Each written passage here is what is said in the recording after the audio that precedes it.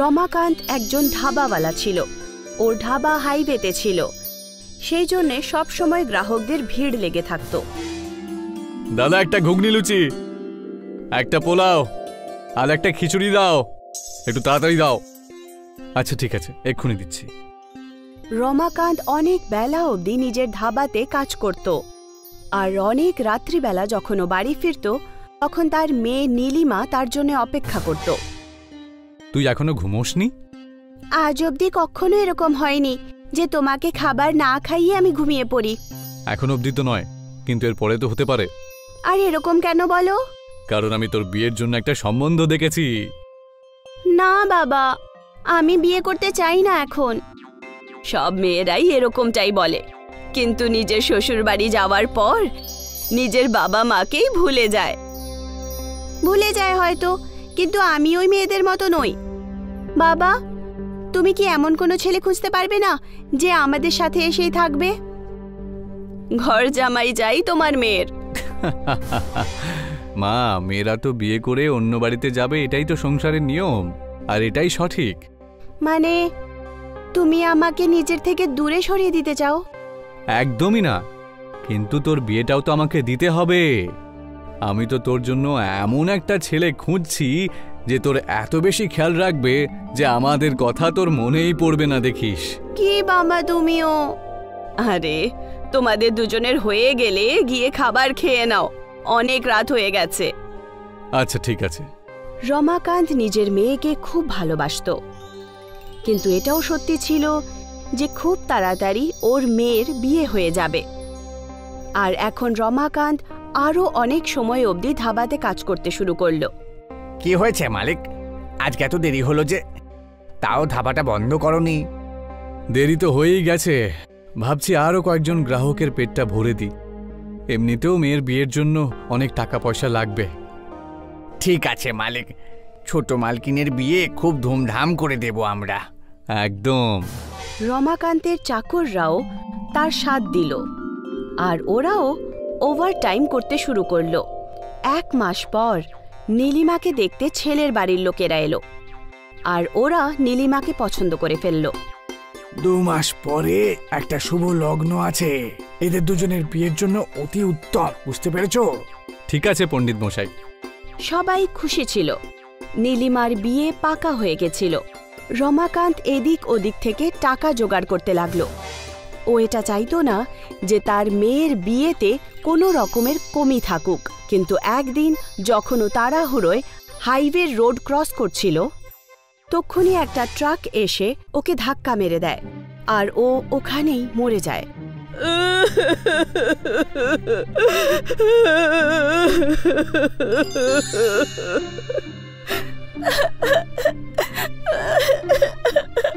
বাবা, যেই বাড়িতে বিয়ে হওয়ার কথা ছিল ওই বাড়িতেই বাবার মৃত্যু হয়ে গেল। সরিতা আর নীলিমার জীবন একদম শেষ হয়ে গেল। কিছুদিন পর কিশোর রমাকান্তের বাড়িতে এলেন। বৌদি, রমাকান্ত দাদা আমার কাছ থেকে 2 লক্ষ টাকা ধার নিয়েছিল, বলেছিল যে মেয়ের বিয়ের পরে আমি টাকাটা শোধ দিয়ে দেব, কিন্তু এখন তো সে আর বেঁচে নেই, তাহলে আমার টাকা কে শোধ দেবে? উনি আমাকে এই ব্যাপারে কিছুই বলেননি দাদা। সেসব আমি জানি না, এখন এটা বলো যে আমার টাকা কে শোধ দেবে? আমি ফেরত দেব। আমার বাবার সমস্ত ঋণ আমিই চোকাবো। আপনি ব্যাস আমাকে 6 মাসের সময় দিয়ে দিন। ঠিক আছে মা, আমি 6 মাস পর আবার ফিরে আসব, তখন কিন্তু আমার টাকা চাই, বলে দিলাম। সরিতা নিজের মাথা ধরে কাঁদতে শুরু করল।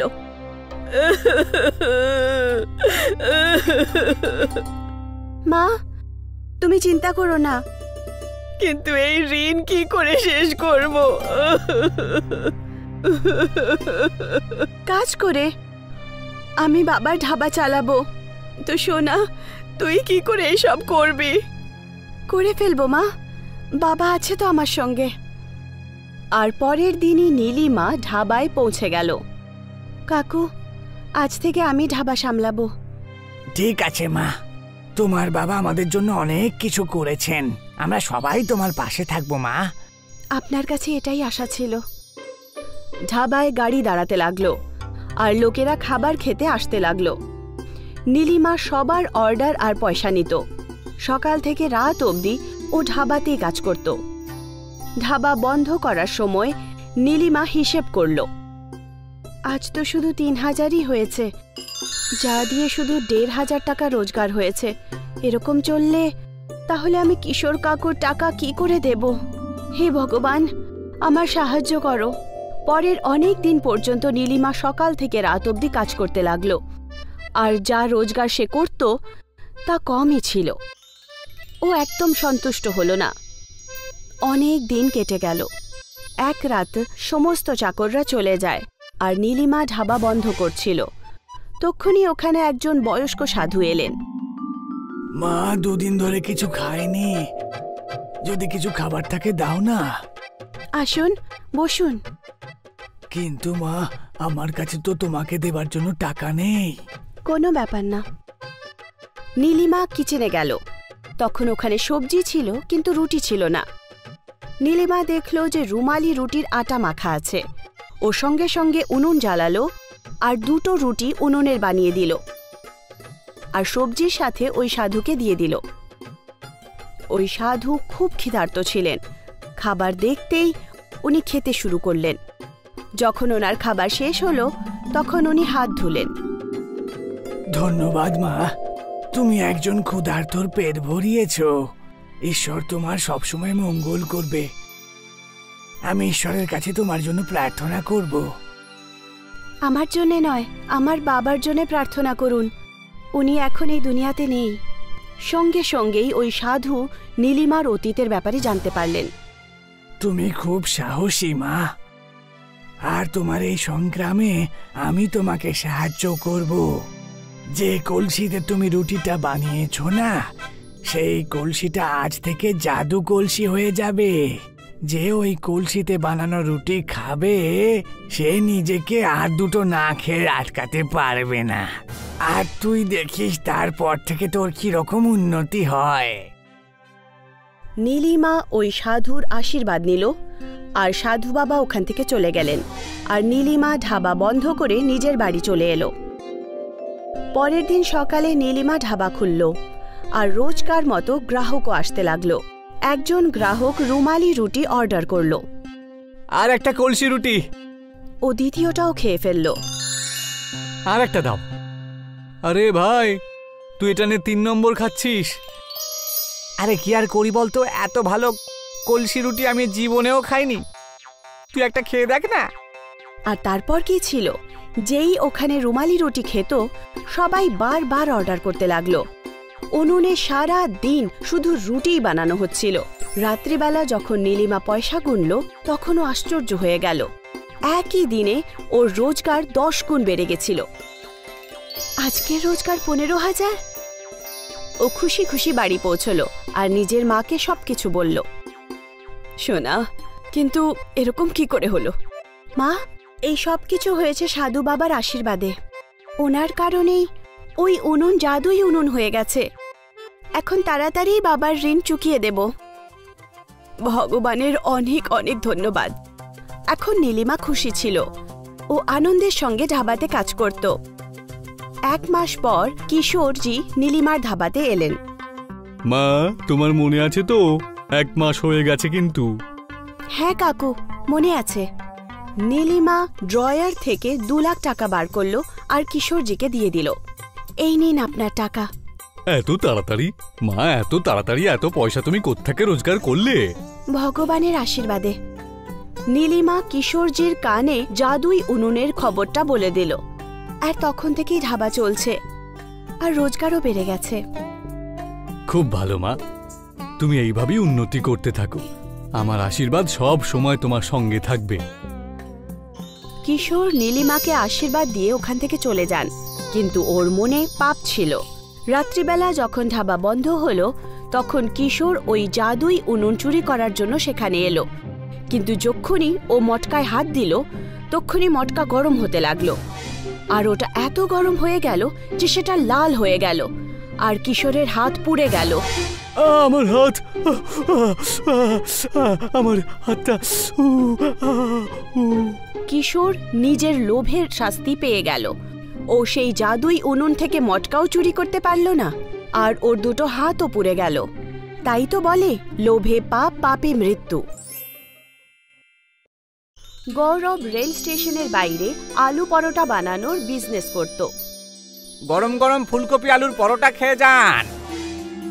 গৌরবের বাড়িতে ওর মা, মেয়ে আর বউ ছিল। গৌরব সকাল থেকে বিকেল অবধি পরিশ্রম করত, কিন্তু তা সত্ত্বেও নিজের গরিবি দূর করতে পারছিল না। শোনো না, আলু পরোটা বানানোর জন্য না অনেক জিনিসের দরকার পড়ে। তুমি একটা কাজ করো, তুমি সাধারণ পরোটা বানিয়ে বিক্রি করো, যাতে আমাদের খরচা কম হবে আর রোজগারও অনেক বেশি হবে। না, আমি এটা করতে পারবো না। সাদা পরোটা খেতে কেউ ভালোবাসে না, বুঝেছো? আর বাবাও তো ফুলকপি আর আলুর পরোটাই বিক্রি করতো, সেজন্য আমিও তাই করব। গৌরবের কাছে অনেক রকমের গ্রাহক আর ওদের অনেক রকমের ডিমান্ড থাকতো। শোনো ভাই, আমার পরোটাতে একটু ফুলকপি আর আলু বেশি করে ভরে দিও। আর আমার একটু পরোটার সাথে তরকারিও লাগবে। আমাকে পরোটার সাথে একটু আচার দিও। আমার পরোটার সাথে দই লাগবে। গৌরব কখনো কখনো গ্রাহকদের ডিমান্ড শুনে অস্থির হয়ে পড়ত। আপনার যদি পরোটার সাথে তরকারি চাই, তাহলে আলাদা করে টাকা দিতে হবে। আমি আলাদা করে টাকা দেব না। দেখতে পাচ্ছ তোমরা সবাই, এই গৌরব তো তরকারির জন্য আলাদা করে টাকা চাইছে। চলো চলো, আমরা এখানে আর খাবার খাবো না। আরে শোনো, তোমরা সবাই কোথায় যাচ্ছ? আরে দাঁড়াও। একদিন গৌরব খুব নিরাশ হয়ে বাড়ি ফেরে। কি হলো? পরোটা খাওয়ার গ্রাহক দিনের পর দিন কম হয়ে যাচ্ছে। গ্রাহকরা টাকাও দিতে চাইছে না, কিন্তু ওদের পরোটার সাথে তরকারি, দই, আচার সব কিছু চাই, বুঝতে পেরেছো? চলো কোথাও বাইরে গিয়ে ঘুরে আসি, একটু মুড ফ্রেশ হয়ে যাবে। আমাদের কাছে অত টাকাও নেই যে কোনো ট্যুরিস্ট প্লেসে আমরা ঘুরতে যেতে পারি। তোমার বাড়ি থেকেই বরং একটু ঘুরে আসি। গৌরব নিজের শ্বশুর বাড়িতে ঘুরতে গেল, যেটা একটা গ্রামে ছিল। রাস্তায় গৌরব আর ওর বউয়ের তেষ্টা পেল। ওরা কোথাও ঝর্ণার আওয়াজ শুনতে পেল। এই ঝর্ণার শব্দটা পূর্ব দিক থেকে আসছে। গৌরব আর ওর বউ পূর্ব দিকে যেতে লাগলো। জঙ্গলের পেছনে ওরা একটা ঝর্ণা দেখল। এই ঝর্ণাটা দেখতে তো দারুণ। গৌরব আর ওর বউ মন ভরে জল খেয়ে তেষ্টা মেটালো আর হাত পাও ধুয়ে নিল। যখন ওরা যাওয়ার জন্য তৈরি হলো, তখন ওরা কারোর আওয়াজ শুনতে পেল। এই আওয়াজ ঝর্ণার পেছন থেকে আসছে। ঝর্ণার ভেতরে ঢুকে দেখতে হবে, তবেই বোঝা যাবে যে ওপারে কে রয়েছে। কিন্তু ঝর্ণার ভেতরে ঢোকাটা বিপজ্জনকও হতে পারে। না না না, এটা কোনো রকমের জাল হতে পারে। তখনই ঝর্ণা থেকে একটা আওয়াজ আসে। না না, এটা কোনো জাল নয়। আমাকে সাহায্য করো, আমি একজন সাধু। আমাকে এখান থেকে মুক্তি দাও। ঝর্ণার ভেতরে আমাকে যেতেই হবে। আমি যদি ওখানে বন্দি থাকতাম, তাহলে আমি কি এটা চাইতাম না যে আমায় কেউ মুক্তি করুক? গৌরব ঝর্ণার পাড়ে গেল। ও দেখতে পেল একজন সাধুকে কাঁটাদার লাঠির সঙ্গে বাঁধা আছে। সাধুর পিঠ থেকে রক্ত ঝরছিল। তুমি কে, আর এখানে কি করে চলে এলে? আমি সবকিছু বলবো, আগে তুমি আমাকে এখান থেকে মুক্তি দাও। গৌরব দড়ি কেটে দিল আর সাধু আজাদ হয়ে গেলেন। তোমাকে অসংখ্য ধন্যবাদ। আমি একজন সাধু, আর আমার কাছে কিছু অদ্ভুত শক্তি আছে। আমি মানুষের ইচ্ছা পূরণ করতে পারি। যে কয়েকজন আমার সুযোগ নিয়ে বাজে কাজ করার জন্য চেষ্টা করেছিল, যখন আমি ওদের কথা না শুনি, তখন ওরা আমাকে এই ঝর্ণার পেছনে বন্দি করে দেয়। তোমার কাছে যখন অদ্ভুত শক্তি রয়েছে, তখন তুমি নিজেকে কেন রক্ষা করতে পারোনি? আমি আমার শক্তির প্রয়োগ নিজের জন্য করতে পারি না। আচ্ছা সাধু বাবা, আমি এখন আসছি। আমাকে শ্বশুর বাড়ি যেতে হবে, আর দেরিও হয়ে যাচ্ছে। আরে তুমি খালি হাতে কেন যাচ্ছ? তুমি আমাকে সাহায্য করেছো, তুমি বলো আমি তোমায় কি সাহায্য করতে পারি। তোমার যদি কোনো ইচ্ছা থাকে তাহলে বলো আমায়। না সাধু বাবা, আমি আসলে খেটে খুঁটে আমার জীবনে কিছু একটা করতে চাইছি। সাধু গৌরবের কাজে অনেক খুশি হল, আর উনি মনে মনে গৌরবকে আশীর্বাদ দিলেন। গৌরব নিজের শ্বশুর বাড়ি থেকে ফিরে আসার পর আবার আলু পরোটার বিজনেস শুরু করে দিল। আসুন, গরম গরম ফুলকপি আলুর পরোটা খেয়ে যান। আসুন আসুন। গ্রাহক আবার অনেক রকমের ডিমান্ড করতে লাগলো। আরে ভাই, পরোটার সাথে আমার তরকারিও লাগবে। তরকারি তো আর নেই। তক্ষুনি হঠাৎ করে ওই পরোটার থালায় একটা সবজির বাটি রয়ে গেল। আমার পরোটার সাথে দই লাগবে। আমার কাছে দই নেই। আর তক্ষুনি ওই পরোটার থালায় এক বাটি দই চলে এলো। আমার পরোটার সাথে আচার লাগবে। আমার কাছে আচার নেই। এটা বলা মাত্রই ওই প্লেটে আচারের বাটি চলে এলো। সমস্ত লোকেদের মাথা ঘুরে গেল। এসব হচ্ছেটা কি? আমি তো এদেরকে তরকারি, দই আর আচার দিইনি। তাহলে এদের প্লেটে এসব চলে এলো কোত্থেকে? তখনই ওখানে ওই সাধু বাবা এলেন, যাকে গৌরব ঝর্ণার পেছনে গিয়ে আজাদ করেছিল। বাচ্চা, আমাকে দুটো পরোটা দাও তো, তরকারি, আচার আর দই দিয়ে দিও। এইটুকু বলে সাধু অদৃশ্য হয়ে গেলেন। গৌরব বুঝতে পারল যে এই সব চমৎকার ওই সাধু বাবার কারণেই হয়েছে। গৌরবের পরোটা খাওয়ার জন্য ওখানে ভিড় জমা হয়ে যায়।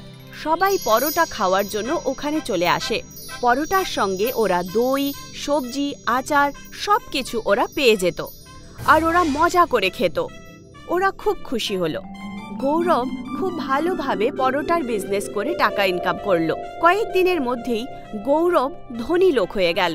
গৌরব সবাইকে সবকিছু সত্যি বলে ফেলল যে এই চমৎকার একজন সাধুর কারণে হয়েছে, যে নাকে গৌরব ঝর্ণার পেছনে গিয়ে মুক্ত করেছিল। ওই সাধু ঝর্ণার কাছেই ধ্যানে বসে তপস্যা করতে লাগলেন। গৌরবের পাশেই দীপক নামের একজন লোক ঠেলা লাগাতো। দীপকও পরোটাই বিক্রি করত। দীপক ভাবল যে যদি ও গৌরবের মতো বরদান পেয়ে যায় তাহলে ও তাড়াতাড়ি ধনী হয়ে উঠবে। দীপক গৌরবের কাছে গেল, আর ও কথায় কথায় ওই জায়গাটার কথা জানতে পারল যেখানে ঝর্ণা ছিল। দীপক বন্দুক নিয়ে সাধুর কাছে পৌঁছল। তুমি কে আর এখানে কেন এসেছো? শোন বুড়ো, আমার নাম হলো দীপক। আমি গৌরবের পাশেই আমার ঠেলাটা লাগাই। তুই গৌরবকে বরদান দিয়ে খুব খারাপ করেছিস। তুমি ভুল ভাবছো। গৌরব একজন ভালো মানুষ আর পরিশ্রমী মানুষ। ও আমার কাছ থেকে কোনো বরদান চায়নি। আমি শুধু ওকে এই বরই দিয়েছি যে ও যেন সারা জীবন সুখে থাকতে পারে। আমার সামনে বেশি ফটর ফটর করিস না তো বুড়ো। চুপচাপ আমাকেও লাখপতি হওয়ার জন্য আশীর্বাদ দে, না হলে বন্দুকের গুলি দিয়ে তোর খুলি উড়িয়ে দেব। এইভাবে আশীর্বাদ প্রাপ্ত করা যায় না। মনে হচ্ছে তুই এইভাবে কথা শুনবি না। দীপক সাধুর গলা টিপে ধরল, আর ওর গলা টিপতে টিপতে ওকে বলল, তাড়াতাড়ি আশীর্বাদ দে, না হলে আমি তোকে প্রাণে মেরে ফেলবো। ঠিক আছে, আমি তোকে আশীর্বাদ দিচ্ছি। দীপক ফিরে আসার পর অনেক খুশি হয়ে নিজের ঠেলা লাগালো। দীপক যখন গ্রাহকদের প্লেটে পরোটা দিত তখন প্লেটে পরোটার জায়গায় সাপ চলে আসে। যতবার দীপক প্লেটে পরোটা রাখে প্রত্যেকবার পরিণাম সেটাই হচ্ছিল। লোকেরা দীপকের পরোটা একদম খাওয়া ছেড়ে দিল। এখন সমস্ত গ্রাহক গৌরবের ঠেলাতে গিয়ে খেত, আর গৌরব দেখল যে গ্রাহকদের সংখ্যা অনেক বেড়ে গেছে। তখন গৌরব দুটো চাকর রেখে একটা রেস্টুরেন্ট খুলে ফেলল, আর এইভাবে নিজের পরিশ্রম দিয়ে সততার সঙ্গে নিজের জীবন ভালো করে তুলল। মোহনলাল গ্রামের ধনী কৃষক ছিল। তার বউ গায়ত্রীর অসুখে সব জমি বেচে দিতে হয়েছিল। সেই জন্য উনি ওনার ঘরের সামনে পরোটার দোকান খুলেছিলেন, এবং খুব তাড়াতাড়ি ওনার ব্যবহার আর সুস্বাদু পরোটা গ্রামের লোকেদের খুব ভালো লেগে গেল। সুমিত্রা আর রাজু স্কুলের সামনে একটা পিৎজার দোকান হয়েছিল, যার প্রচার রেডিও, খবরের কাগজ, হ্যান্ডবিল আর পোস্টার লাগিয়ে তোড়জোড় করে করা হয়েছিল। ভাই, আমি কাল পিৎজা খেলাম, কি ভালো পিৎজা ছিল। আমি আর আমার বাবা কার পার্কিং এ পিৎজা অর্ডার করার পরে 1 ঘন্টা অপেক্ষা করেছি, তারপর আমরা পিৎজা পেয়েছি। আচ্ছা, এত ভালো খেতে পিৎজা? তা নাই তো কি, তোমাদের তো গার্ডরা ঢুকতেও দেবে না। ঢুকতে দেবে না কেন? আরে ওটা তোমাদের বাবার মতো তো ফুটপাতের পরোটার দোকান না যে যে কেউ চলে যাবে। ওই দোকানের একটা স্ট্যাটাস আছে, বড় লোকরা তাদের গাড়ি নিয়ে দাঁড়িয়ে থাকে, তারপরেই তারা পিৎজা খেতে পারে, বুঝেছো? রকির কথা শুনে সবাই হাসতে থাকে। সুমিত্রা পরোটা নিয়ে মজাটা একদম পছন্দ করেনি।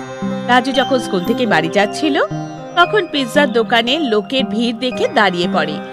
সুমিত্রা ওকে বুঝিয়ে সুঝিয়ে বাড়ি নিয়ে আসে। বাবা, বাবা, আমরাও পিৎজা খেতে চাই। ঠিক আছে বাবা, খাইয়ে দেবো একদিন।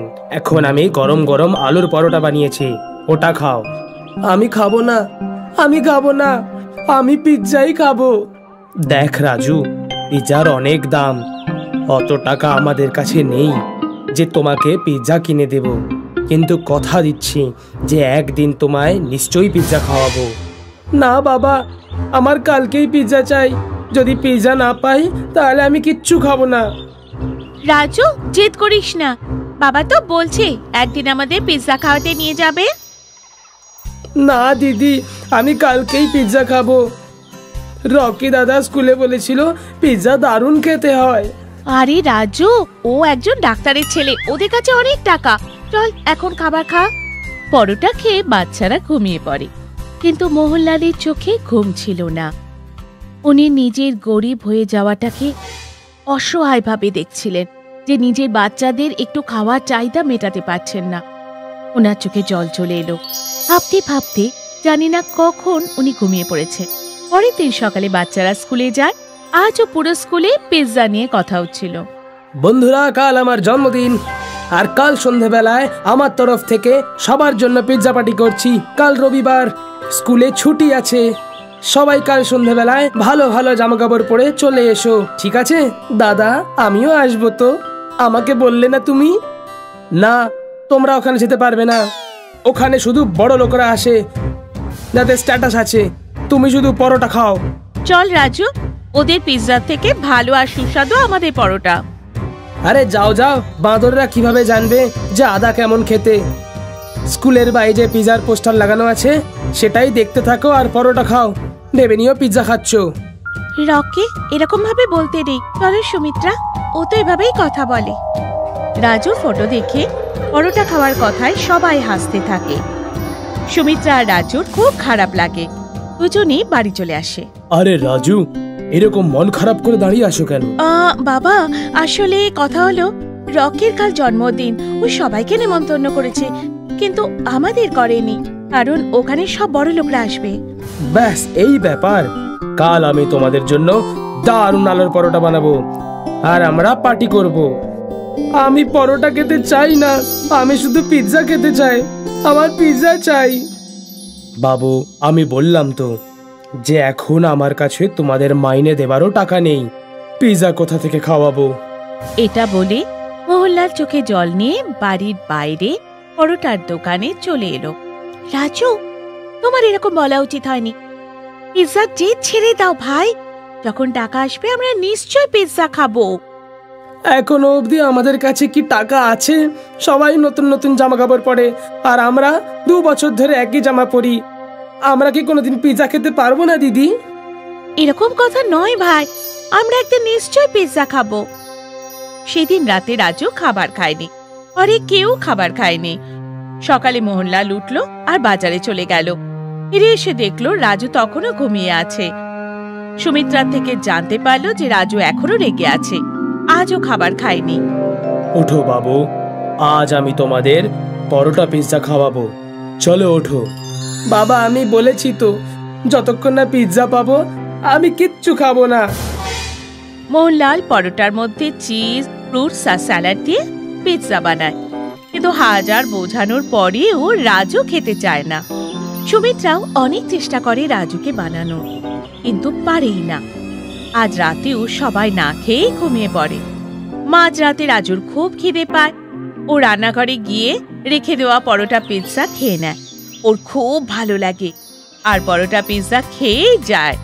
মোহনলাল লুকিয়ে লুকিয়ে ওর খাওয়া দেখে। সকালে উঠে মোহনলাল বাজারে চলে যায়। ফিরে এসে সুমিত্রাকে ডাকে। সুমিত্রা, ও সুমিত্রা। হ্যাঁ বাবা, আসছি। এই নে টাকা, আর স্কুল থেকে আসার সময় পিৎজা নিয়ে আসিস। বাবা, টাকা কোথা থেকে এলো? এসেছে কোথাও থেকে। আর হ্যাঁ, আমি টিফিনে পরোটা পিৎজা রেখে দিয়েছি, খেয়ে নিস মনে করে। সুমিত্রা যখন বাড়ি থেকে স্কুলের জন্য বেরোচ্ছিল তখন বাবার সাইকেল বাইরে ছিল না। বুঝতে দেরি হয়নি যে বাবা সাইকেল বিক্রি করে টাকা এনেছে। সুমিত্রা রাজু স্কুলে পৌঁছে যায়। স্কুলে কাল রকির পিৎজা পার্টি নিয়ে কথা হচ্ছিল। সবার মুখে শুধু পিৎজার কথা। টিফিনে সুমিত্রা আর রাজু পরোটা পিৎজা খাচ্ছিল। ওখানে রীতা আসে। আরে, তোমরা এটা কি খাচ্ছ? এটা আমাদের বাবা বানিয়েছে, পরোটা পিৎজা। হ্যাঁ, এই স্পেশাল ডিশ বাবা বানিয়েছে। নাও, তুমিও খাও, খুব ভালো খেতে। আরে বাহ, দারুণ পরোটা পিৎজা বানিয়েছে তো। এটা তো দারুণ পরোটা পিৎজা। এসো সবাই দেখো পরোটা পিৎজা, কাল পাটে পিৎজা থেকেও অনেক বেশি ভালো খেতে। সুমিত্রা প্লিজ আমাকেও এক টুকরো দাও না। হ্যাঁ হ্যাঁ রকি, এই নাও। বাহ, সত্যি দারুণ খেতে এটা পরোটা পিৎজা, এরকম তো আমি জীবনেও খাইনি। শিগগিরই পুরো গ্রামে পরোটা পিৎজার কথা ছড়িয়ে পড়ল। সুমিত্রা ওর বাবাকে পরোটা পিৎজা বানানোর কথা বলল। এখন ওদের দোকানে প্রচুর ভিড় হতে শুরু করলো। পিৎজার দোকানে গ্রাহকদের সংখ্যা ক্রমশ কমতে লাগলো। পিৎজার দোকান প্রায় বন্ধ হতে যাচ্ছিল। তখনই একদিন পিৎজার দোকানের মালিক নিজে মোহনলালের কাছে এলো। মোহনলাল বাবু, আপনার পরোটা পিৎজার খুব নাম শুনেছিলাম, আজ টেস্টও করলাম, সত্যি দারুণ খেতে, তোমার হাতে তো জাদু আছে। অনেক ধন্যবাদ। কেননা আমরা দুজনে মিলে কাজ করি, আপনি আমার দোকান চালাবেন, আমি ফান্ডিং আর মার্কেটিং দেখে নেব, যা লাভ হবে অর্ধেক অর্ধেক নিয়ে নেব। মোহনলালের এই প্রপোজাল ভালো লাগলো। দুজনে মিলে একসাথে কাজ করতে লাগলো। তাই পিৎজার টেস্ট আর ভালো মার্কেটিং এর জন্য খুব শিগগিরই ওনার দোকান অনেক শহরে খুলে গেল। এখন মোহনলাল বাবু নামে পরিচিত হলো। শহরের বিরাট বড় বাংলোতে থাকতে শুরু করলো।